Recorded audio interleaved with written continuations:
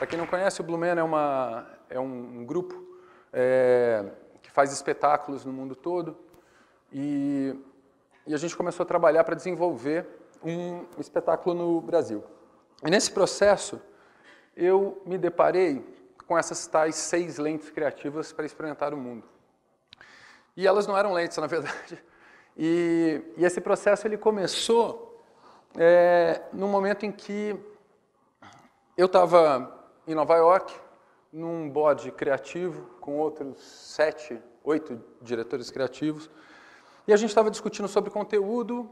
A gente ia fazer uma apresentação no Carnaval, no Rio de Janeiro, e um dos sketches que a gente ia apresentar era um sketch que falava, que brincava um pouco com os movimentos de show de rock and roll, aquelas pessoas balançando a cabeça e levantando, e eu falei, legal, interessante, mas eu como um tradutor cultural, né, essa era a minha função, falei, vamos fazer umas dancinhas e tal. Eu falei, legal, bacana. Voltei para o Brasil, trabalhei, fiz uma pesquisa incrível de referências de danças, né, essas danças todas que a gente vê. Voltei para Nova York, estavam os mesmos 8 caras lá sentados na mesa, esperando. E aí foi muito engraçado, porque quando eu fui passar aquele momento, foi inesquecível para mim, eu gostaria de apresentar para vocês, para mim foi o Creu Factor. Que, por um acaso, na minha pesquisa, quando eu comecei a mostrar, a primeira música era do Creu. E eu falava do movimento, e aí, quando terminou, eu lembro assim, deles olhando e falando, ok, what does Creu mean? E é muito difícil explicar o Creu. Cara, né? Não, é assim, não, o Creu, na verdade, é um movimento. Não, mas assim, você quer, é sexual? Não, não é, na verdade é uma dança, mas é de que, cara, eu me enrolei e saquei que não dava para explicar o Creu. Né? Culturalmente é impossível explicar o Creu. Ou você vive o Creu, ou você não sabe o que é. Né? E nesse processo eu entendi que eu precisava, na verdade, eu precisava entender como me comunicar. Não era uma questão, não era o inglês, era a cultura, e dentro da cultura a gente tem padrões de valores, padrões de comportamento, né? A gente tem o que é fora do padrão do comportamento. E aí eu esbarrei num cara que eu achei muito interessante, que é um filósofo e sociólogo francês, o Edgar Morin, não sei se alguém já teve a oportunidade de ler, e é muito interessante porque o Morin ele fala uma coisa, quando você está num território em que as coisas você não está entendendo direito, polariza, transforma em norte e sul, faz uma caricatura do problema. Eu falei, vou fazer uma caricatura, então qual é o meu problema? Eu estou falando com as pessoas do norte, certo? No norte, essas pessoas, para sobreviver, historicamente, o que elas fazem? Se planejam. Né? Durante 8 meses não tem comida, há muito tempo, há milhões de anos. E essas pessoas têm o quê? Que se organizar, planejar, pegar o alimento, estocar, armazenar, entender como elas vão comer durante 8 meses, quanto elas vão comer. Isso é planejamento. Isso gera um raciocínio de criar processos. Todo ano eu sei que eu sobrevivo se eu fizer isso. Né? Isso é um planejamento. E se algo der errado, eu paro, analiso e traço os próximos passos em função do que eu tenho e de onde eu quero chegar. Isso é um raciocínio. Ele não é absoluto, mas eu estava tomando... eu tinha necessidade de polarizar e aí começou a fazer sentido. Aqui, no sul, no trópico, o coco está no coqueiro sempre, certo? Se você tem fome, o que você faz? Você vai até o coqueiro e pega o coco e come o coco. Né? O problema que você tem é quando você tiver fome de novo, você volta, provavelmente você vai encontrar uns outros 5 com os mesmos problemas, falando, e aí, como é que pega o coco? Joga a pedra, sobe? E isso faz com que você não pense em processo. Na verdade, isso faz com que você crie pequenos processos, que é o famoso se vira. Né? Pô, se vira aqui, agora me vira desse jeito, me vira daquele jeito, e é muito legal, porque você aprende 30 maneiras de pegar o coco. Só que provavelmente na 30ª vez que você inventou, você não lembra mais da primeira. Né? E isso, olhando meio num gráfico, eu acho que essa seria, se eu tivesse que estruturar um raciocínio do norte, ele é um raciocínio assim, você sai de um ponto, traça algumas possibilidades, você vai andando, quando você para aqui você entende quais as conexões que você vai fazer e anda. O nosso raciocínio, se eu tivesse que representar, Acho que seria mais ou menos assim. Na verdade, existe uma organização, só que as linhas se cruzam o tempo todo, né? Você tem uma... É incrível, porque se você estiver num ponto de raciocínio aqui, você tem conexão para o outro lado. Aqui, em alguns lugares, você não tem a chance de se conectar novamente. Né? Num terremoto, que casa cai primeiro? A gente falou aqui hoje de crise financeira. Quando você está muito estruturado, você é quem mais sente. Então, a tal flexibilidade, o jeitinho, tem até um termo que eu achei sensacional, que é a civirologia, a ciência do se vira. Né? Que é isso, existe, esse termo está registrado hoje. Que é isso que a gente se vira, cara, é um processo, a gente está acostumado a evoluir, a andar, mas sempre olhando para os lados, para entender o que ia acontecer. E os caras não, eles param e pensam, então se eles não entenderem, o que acontece? Olha, Creu, I'm sorry, no Creu. E eu falei, não, eu preciso convencer porque eu quero inovar a maneira com que as pessoas vão entender esse conteúdo. O que eu quero fazer é adaptar um conteúdo que faça sentido, que tenha propósito, para as pessoas que elas assistem e falam, isso me representa, eu sinto. Quando você está num espetáculo e você sente vivo, né, o life force, isso é quando a coisa fala com você. Então, culturalmente, eu tinha certeza que eu precisava conseguir comunicar isso. E foi aí que eu entendi que eu tinha que criar algum framework criativo para poder comunicar. Que língua é essa? Né? Como criar? E como a gente ouviu aqui, já a criatividade ela é muito difusa, ela é linda, mas é difusa. É importante entender os processos da criatividade. O primeiro momento da criatividade é o imaginar. Né? Você precisa imaginar, você precisa trazer o seu repertório de vida, das suas experiências, do seu conhecimento, das suas dúvidas, para a sua mente. Você precisa ter a capacidade de imaginar coisas. O segundo momento é o conectar, que é o criar, né? São as invenções. É quando você junta duas coisas que seriam pouco prováveis de serem conectadas. E você fala, e se eu juntar isso com isso? Tive uma ideia. Essa é a faísca, essa é a nova... quando você fala, acho que eu tenho algo diferente. E o que é inovar? Inovar é implementar, né? É pegar essa ideia que você teve e conseguir fazer. Então, eu acredito que que nem as palavras, né? Existe uma sintaxe na criatividade. O que faz você fazer conexões? Lembra que a sintaxe, palavras como entretanto, portanto, que, elas não significam nada, a não ser te darem a capacidade de imaginar algo, de criarem modelos abstratos. Né? Então, o que na criatividade seria a minha sintaxe naquele momento para lidar com a situação que eu estava vivendo? A ideia de ser um especialista. Eu falei, eu preciso virar um especialista no Blue Man. Preciso entender o que são esses caras. E fui a fundo para entender o personagem, como esse personagem se comunica, como o conteúdo é tratado. E aí eu descobri algo muito interessante.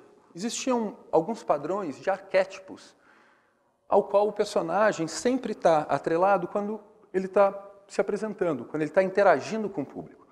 E conversando com os fundadores do Blue Man, com o Chris e com o Phil, eles me contaram que no começo eles se apresentavam e tinha um vídeo que gravava as apresentações e eles assistiam e percebiam que alguns shows eram melhores do que os outros. E os shows mais legais eram shows em que cada personagem transitava mais dentro dos arquétipos. Falei, interessante. Na verdade, o arquétipo é um modelo de organização emocional com o qual você se relaciona com o contexto, você se relaciona com o mundo externo. Existem diferentes arquétipos e todos nós, de alguma maneira, compartilhamos desses arquétipos dependendo da nossa história, mas existem alguns arquétipos que são como as cores primárias, em que todos nós, de alguma maneira, acessamos para construir o nosso modelo de organização emocional, né? E com o qual a gente interage um com o outro e com o ambiente que a gente vive. E os personagens, obviamente, no mundo teatral, eles têm que lidar com isso.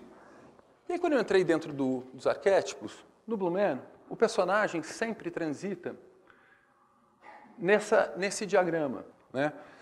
E aí, entendendo um pouco mais cada um, que é o herói. O Léo falou aqui hoje muito de que todos somos heróis, né? De alguma maneira, a perseverança, a força, é difícil entender o que é ser comum, né? Todos temos as nossas dificuldades, mas a organização emocional do herói é muito interessante. O herói é capaz de se tornar uma silhueta dele mesmo. Ele representa uma missão, ele escolhe uma missão. Se a minha missão é superar esse problema, eu crio estratégias, eu planejo, eu crio objetivos, eu acordo às 6 da manhã, não interessa o que eu tenho que fazer, eu vou fazer para chegar lá. O inocente, né? O inocente é o cara do coração, é o sentimento. Aquele seu amigo que você pergunta alguma coisa, ele demora 3 segundos para responder para... pode ser, legal. Né? Ele não tem objetivo, ele se deixa levar, ele anda, ele sente, é o que ele está sentindo. Obviamente que o inocente, principalmente na nossa sociedade, é muitas vezes tido como um fraco. Né? Mas lembra o filme do Forrest Gump? Esse cara conquista o mundo 6 vezes, porque ele vai. Né? Ele vira o rei do mundo 6 vezes. No outro lado, a gente tem o cientista. O cientista é aquele cara que investiga, extremamente racional. O cientista é o cara que sai do meio de uma conversa e começa a olhar para a conversa. Ele entende quais são os elementos, quais são os padrões, como é que a coisa se organiza. Ele pode não conversar, mas ele vai entender tudo o que está acontecendo. Né? Normalmente o cientista é esse cara, ele se isola do mundo, mas ele entra dentro do mundo e traz para o mundo algumas informações que o mundo não tem. Ao mesmo tempo, esse cara pode se tornar extremamente chato às vezes, porque ele não entende onde ele está, o que está acontecendo, ele está tão focado que ele não olha. E você tem, no oposto, o cientista, o xamã. Né? Tem o xamã da tribo, aquele que te leva no ritual, né?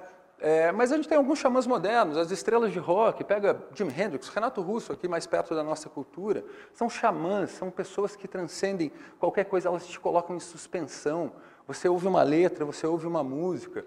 Né? O xamã tem esse poder, o xamã, na verdade, o interesse dele é transcender os limites. Onde tem um limite, eu quero ultrapassar. É aqui a fronteira? Vamos. Né? E normalmente ele leva todo mundo junto. E o fato de não respeitar limites, não é por um acaso Jimi Hendrix e Renato Russo morreram muito cedo. E aí você tem também o colaborador. O colaborador é aquele cara da manutenção. Né? É o cara do grupo. Eu acho que uma orquestra é o maior exemplo disso. Imagina, cada músico desse é um talento incrível. O cara estudou anos e anos e anos e anos, tem um talento absurdo. Só que ele faz parte de uma orquestra, ninguém sabe nem o nome dele. Quando você vai no espetáculo, é a orquestra, e esse cara está feliz com isso. É a manutenção, é o ritmo, o que interessa é o grupo, é todo mundo junto. Qual o problema? Se você é sempre um cara que se preocupa com o grupo, como o grupo funciona, você é um cara que começa a ficar atrelado a regras, a procedimentos, você não gosta muito que saia fora daquilo que funciona sempre. Né? Então você tende um pouco a virar uma pessoa burocrata. O modelo de organização colaborador tem esse problema. E do outro lado, o provocador, que é o trickster, né? É o bobo da corte, é o único cara que fala para o rei o que ele quiser e não é degolado. Né? Porque ele tem humor, ele é racional, mas ele é sarcástico, ele é perspicaz, ele fala as coisas certas, fora da casinha totalmente, mas é o cara que provoca, é o cara que tira aquele coelho da cartola quando você mais precisa, que fala aquele negócio, só que ele sai andando. Né? O cara é totalmente disruptivo. Mas tem o trickster. E aí... A gente tende, acho que todo mundo aqui, se você tentar pegar rapidamente esses arquétipos, você consegue se enquadrar em algum deles. Né? Você fala, eu sou mais assim, ou eu sou mais assado, ou então, acho que eu sou uma mistura de um ou de outro. Esses são os nossos modelos de organização primários, né? Ou pelo menos o que a gente usa lá no Blue Man. Mas ela funciona para a gente. E de alguma maneira a gente tende, quando a gente se reconhece, a gente tende falar que a gente é assim, a gente personaliza. Por quê? Porque a gente tende a manter as coisas e a gente fica nesse lugar e fala, a minha personalidade é assim, eu sou assim. E no fundo, você não é assim, você está assim. Se você pensar que isso não é o que você é, mas como você está vendo, e transforma esses arquétipos em lentes que você pode simplesmente colocar e tirar, dependendo da situação que você está enfrentando, isso é muito interessante, porque ele faz com que você transite, você possa transitar entre todos esses e não ficar parado em um único lugar. Se você continua sendo herói na sua casa, quando você chega, ninguém se relaciona com uma missão, você se relaciona com sentimentos. Né? Então é interessante entender onde essas coisas, onde esse foco pode funcionar ou não. E aí você tende a criar uma personalidade mais criativa. A sua sintaxe criativa aumenta, você começa a entender melhor as coisas.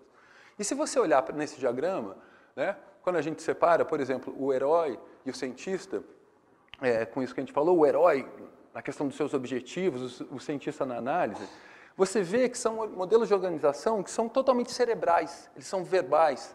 Né? Eles pensam no futuro. O herói não vive o momento, ele resolve o momento para chegar onde ele quer. O cientista, ele está analisando e está sempre entendendo o que isso, para que a gente pode usar isso, como isso existe. Né? Isso está mais no senso de futuro. Quando você vem aqui para baixo, o inocente e o xamã, eles são pré-verbais, eles são viscerais, é no estômago, é no coração. E no meio, um pouco nessa transição, você tem o colaborador e o provocador, que, na verdade, eles são um equilíbrio. O provocador, por exemplo, ele é visceral, porque ele não está nem aí com o futuro, mas, ao mesmo tempo, ele é racional. E aí você tem uma outra análise interessante, que o modelo do lado esquerdo, ele é um modelo que ele tende a ser mais evolucionário. Né? Ele tem um passo, a manutenção do grupo, as descobertas. Né? Quando você está bem e você está equilibrado com seus sentimentos, tem um caráter evolutivo. O lado de cá tem um caráter revolucionário. O herói faz a revolução, ele segue. O xamã, ele consegue transcender, te colocar em suspensão. E o provocador é o disruptivo, é o cara que faz a revolução. Ele chega, joga a bomba e uau, valeu, tchau. E aí eu acho que entra muito a ideia de inovação. Né? Se inovar, na verdade, é conseguir implementar, então legal. Se você cria você entende, vai passando por os processos, na hora que você está imaginando, como é que você põe seu foco? Você é herói quando você está imaginando e montando o seu modelo mental? Então, essa transição de lentes, essa transposição, eu costumo dizer que a conclusão que eu cheguei era que essa transição, para inovar, na verdade, o grande lance é você conseguir ser indisciplinar. Né? A tal mistura das disciplinas, quando você vai a fundo delas, você tem que ter a indisciplina para poder transitar, para poder, de alguma maneira, se livrar, poder entrar dentro de uma disciplina, mas não ficar preso dentro dela. Bom, depois desse processo todo, o CREL foi aprovado. Então é engraçado, assim, uma dificuldade ela acabou gerando toda uma outra história. Né? Eu acho que assim, esse é o meu conceito, o conceito de inovar. Eu gostaria que vocês ficassem com essa palavra, se eu puder deixar uma, sejam indisciplinares. Né? Eu acho que sejam indisciplinares para ser disciplinados quando precisa e para poder transitar. Bom, muito obrigado, senhores.